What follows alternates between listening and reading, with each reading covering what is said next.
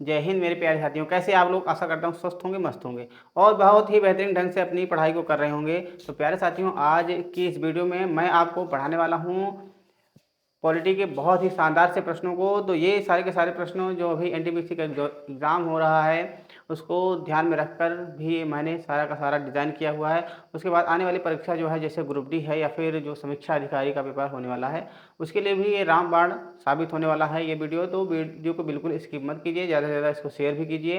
अगर चैनल पर नए हैं तो तुरंत इसको सब्सक्राइब कर लीजिए। तो चलिए शुरू करते हैं अपनी क्लास को और देखते हैं पहला क्वेश्चन आपके सामने। और आपका सामने पहला क्वेश्चन पॉलिटी का है।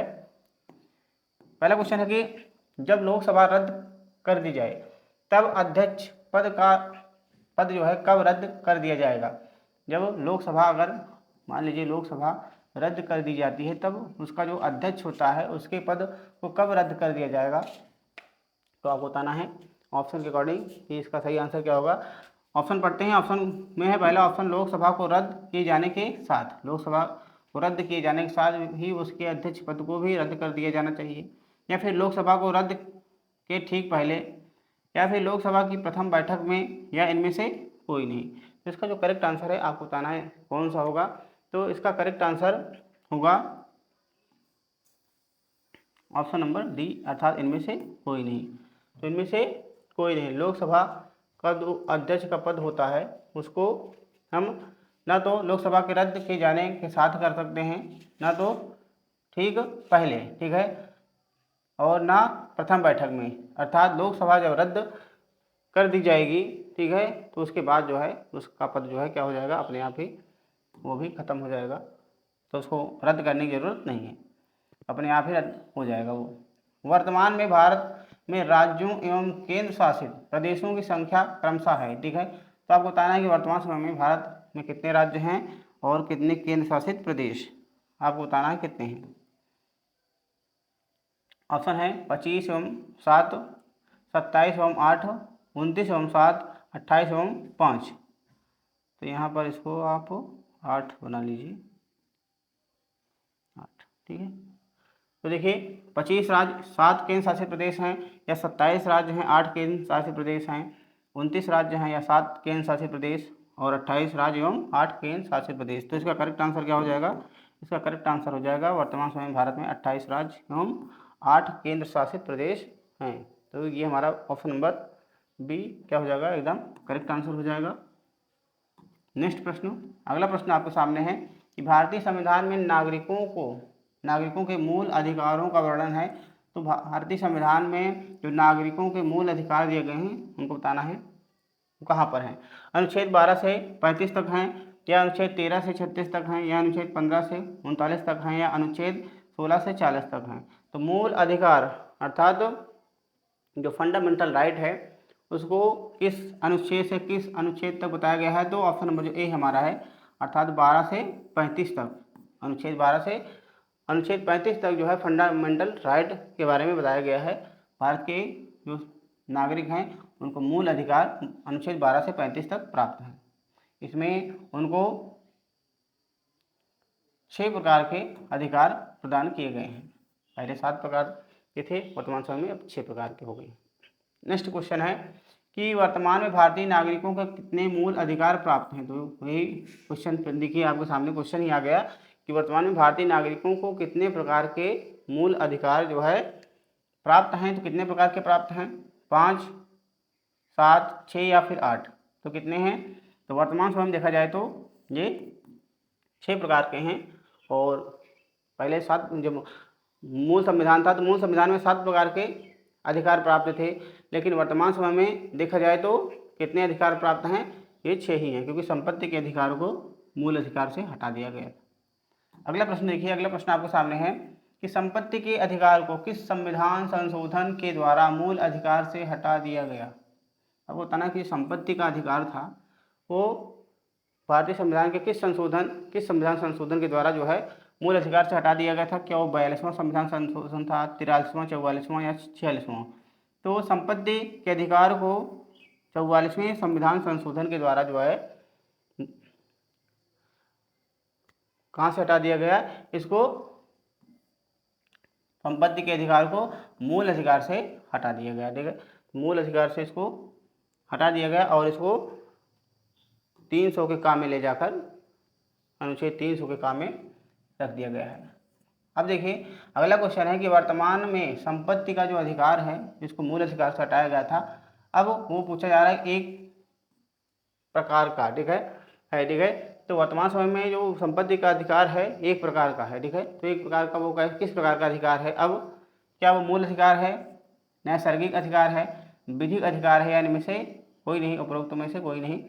तो वर्तमान समय में जो संपत्ति का अधिकार है वो अब मूल अधिकार से हटाकर उसको क्या बना दिया गया है, उसको विधिक अधिकार बना दिया गया है और अनुच्छेद 300 के काम में उसको वर्णित किया गया है।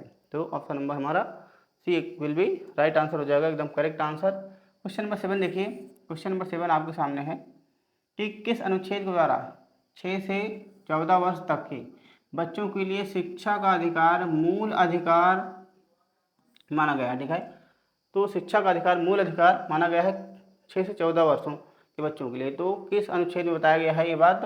तो किस अनुच्छेद में? तो क्या अनुच्छेद 20 है, अनुच्छेद 21 है, अनुच्छेद 22 है, या अनुच्छेद 21A?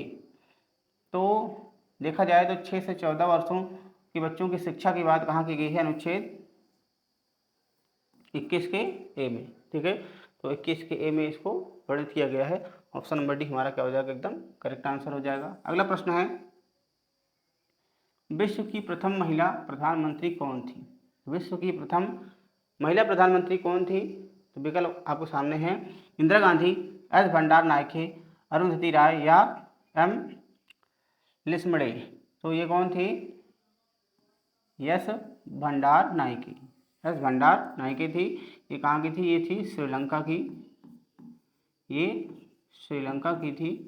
और ये दुनिया की जो है, श्रीलंका की भी तो प्रथम होंगे ही फिलहाल, और दुनिया की भी, ये विश्व की भी प्रथम महिला प्रधानमंत्री थी। और भारत की कहा जाए तो भारत की ये इंदिरा गांधी। ठीक है, भारत की इंदिरा गांधी और एकमात्र भी हैं, क्योंकि इनके बाद अभी तक कोई बना भी नहीं है। तो भारत की तो इंदिरा गांधी है, लेकिन विश्व की भंडार नायके थी। क्वेश्चन नंबर 9 आपके सामने कि भारतीय संसदीय शासन व्यवस्था में वास्तविक रूप से कार्यपालिका शक्ति किसके पास होती है? वैसे देखा जाए तो कार्यपालिका की शक्ति किसके पास होती है? राष्ट्रपति के पास। लेकिन वास्तविक शक्ति देखी जाए तो वास्तविक शक्ति की बात की जाए तो क्या संसद के पास, या नौकरशाही के पास, या प्रधानमंत्री, या राष्ट्रपति? तो वैसे तो राष्ट्रपति की बात होती है, लेकिन वास्तविक शक्ति की बात की जाएगी तो कौन सा सही हो जाएगा? प्रधानमंत्री, क्योंकि वास्तविक शक्ति जो है प्रधानमंत्री के पास ही होती है। ऑप्शन नंबर सी इस प्रश्न का एकदम करेक्ट आंसर हो जाएगा। आगे बढ़ते हैं अगले प्रश्न की ओर। अगला प्रश्न आपके सामने है, क्वेश्चन नंबर 10 कि भारतीय संविधान के किस अनुच्छेद में राज्य के नीति निर्देशक तत्वों का उल्लेख है? तो डीपीएसपी की बात की जा रही है कि भारतीय संविधान में जो है कहाँ पर आपको डीपीएसपी अर्थात किस अनुच्छेद में आपको डीपीएसपी अर्थात राज्य के नीति निर्देशक तत्व का उल्लेख किया गया है?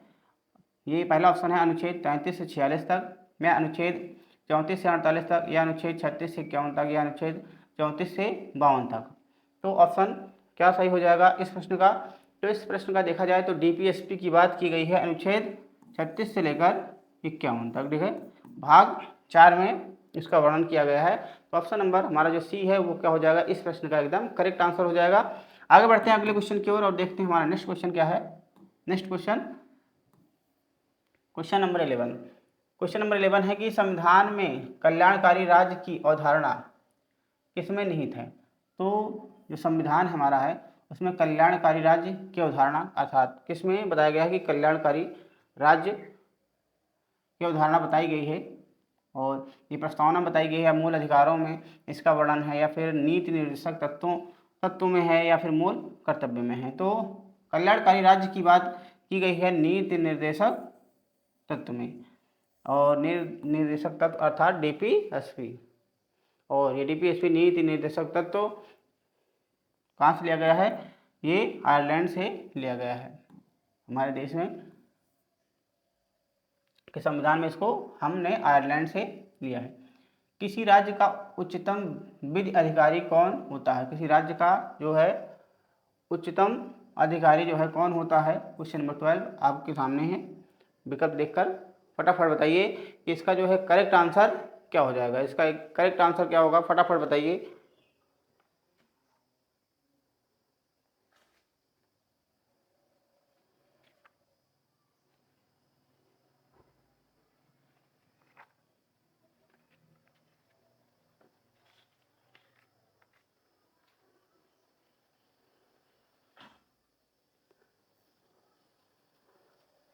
चलिए ऑप्शन आपके सामने है।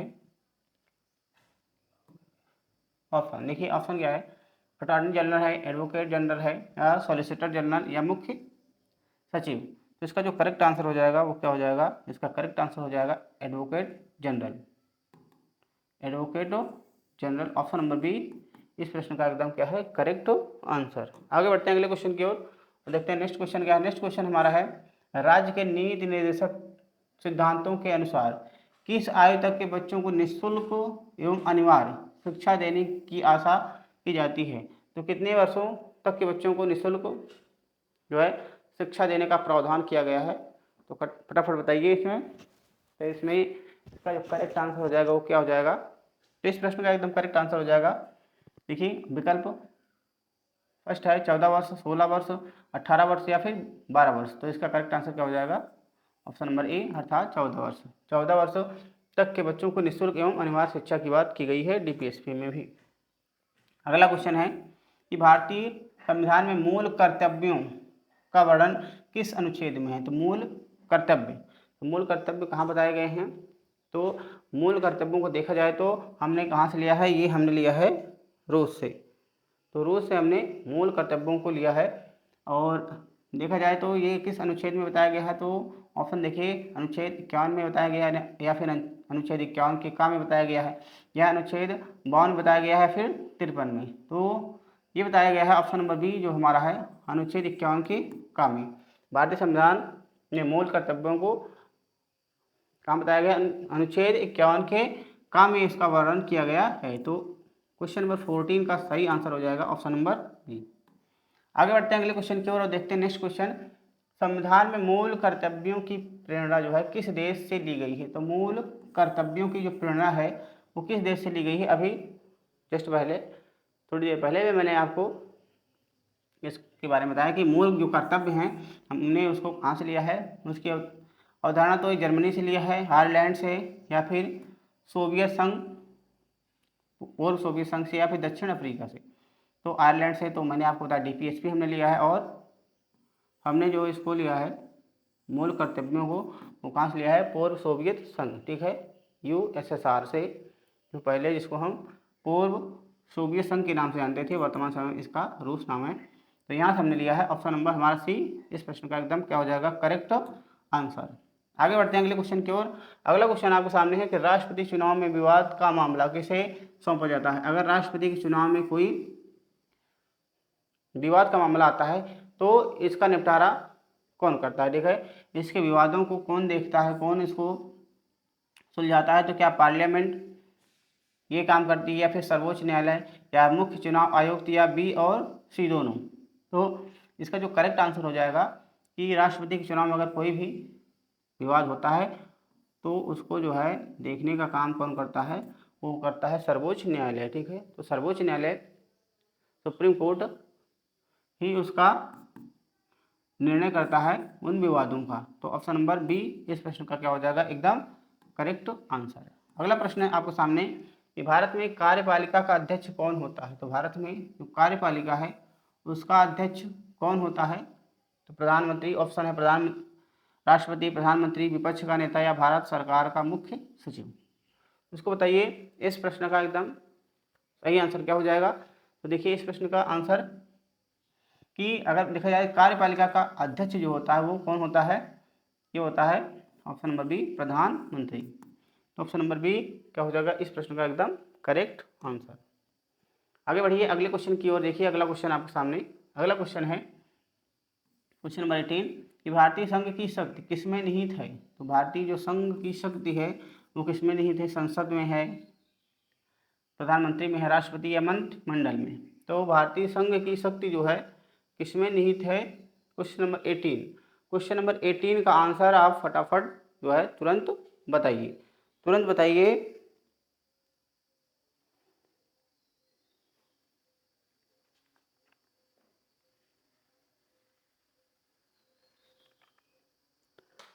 तो देखिए, जो भारतीय संघ की शक्ति है वो किसमें निहित है? संसद में, प्रधानमंत्री, राष्ट्रपति या मंत्रिमंडल। तो ये किसमें निहित होती है? ये संसद में। भारतीय संघ की शक्ति किसमें निहित है? वो संघ में, संसद में निहित है। आगे बढ़ते हैं अगले क्वेश्चन की ओर। अगला क्वेश्चन आपके सामने है कि भारतीय सेवाओं का सर्वोच्च सेनापति, ठीक है। तो जो भारतीय सेवाएं हैं उनका सर्वोच्च सेनापति कौन होता है? राष्ट्रपति, उपराष्ट्रपति, या फिर रक्षा मंत्री, या फिर फील्ड मार्शल।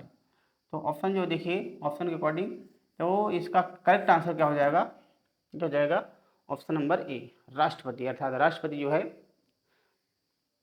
जो सर्वोच्च सेनापति होता है, जो है हमारे मतलब भारतीय सेनाओं का सर्वोच्च सेनापति किसे कहा जाता है? ये और राष्ट्रपति को कहा जाता है। अगला प्रश्न आपके सामने क्वेश्चन नंबर 20 है कि भारत के राष्ट्रपति व उपराष्ट्रपति के पद खाली होने की स्थिति, अर्थात भारत के राष्ट्रपति का पद भी खाली रहे और उपराष्ट्रपति का पद, मतलब भारत के राष्ट्रपति व उपराष्ट्रपति के पद खाली होने की स्थिति में जो व्यक्ति राष्ट्रपति के पद का निर्वहन करता है वह है, ठीक है।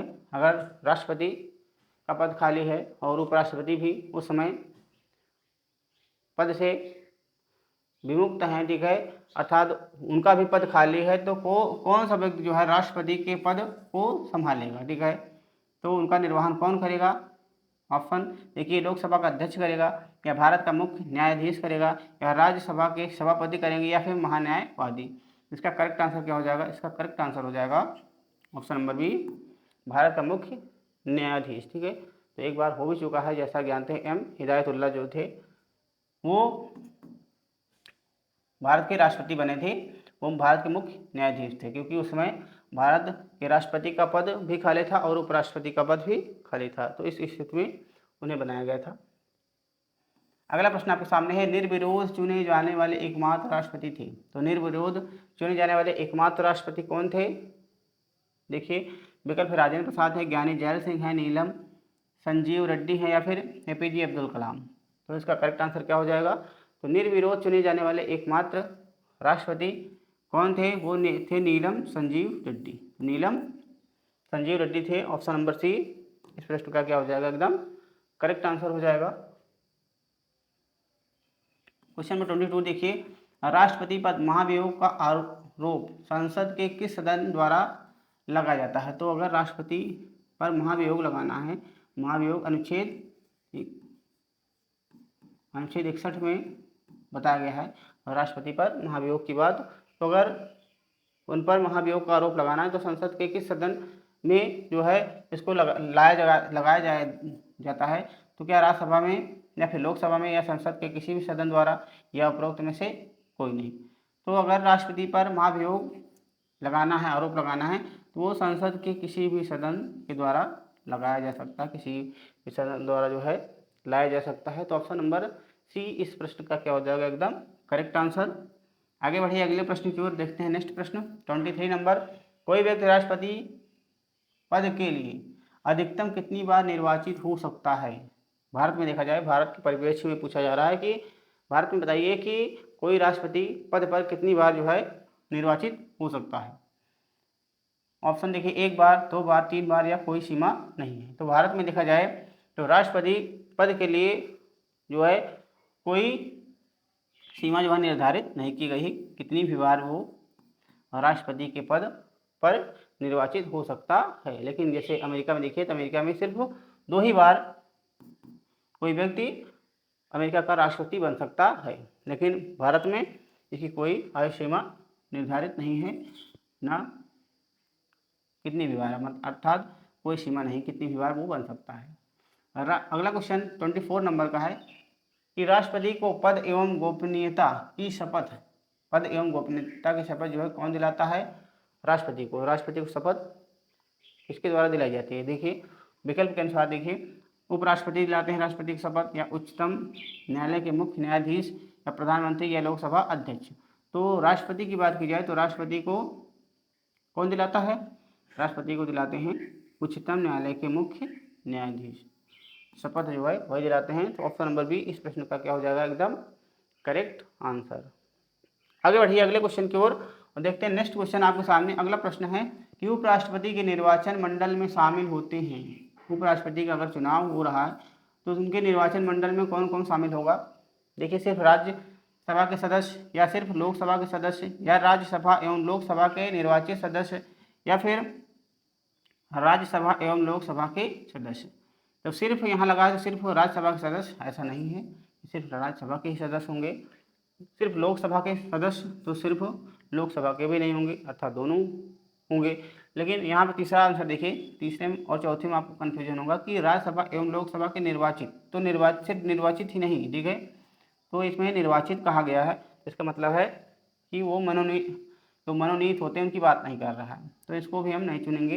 हमारा जो सबसे सही आंसर हो जाएगा वो हो जाएगा कि राज्यसभा एवं लोकसभा के सदस्य, अर्थात इसमें वो भी आ जाते हैं जो क्या होते हैं, जिनको मनोनीत किया जाता है, अर्थात राष्ट्रपति के द्वारा जिनको मनोनीत किया जाता है वो भी आ जाएंगे। तो इसलिए हमारा ऑप्शन नंबर डी क्या हो जाएगा एकदम करेक्ट आंसर। तो ये हमारे टॉप प्रश्न थे पॉलिटी के, इसको मैंने आपको पढ़ाया। आशा करता हूँ कि वीडियो अच्छा लगा होगा और इसी तरह के वीडियो आपको लगातार मिलते रहेंगे। तो चैनल को सब्सक्राइब नहीं किया तो ज़रूर कर लीजिए और वीडियो को ज़्यादा से ज़्यादा शेयर भी कर दीजिए, क्योंकि इसी तरह आपको बहुत सारे कंटेंट जो है हर सब्जेक्ट के इसी चैनल पर आपको मिलते रहेंगे।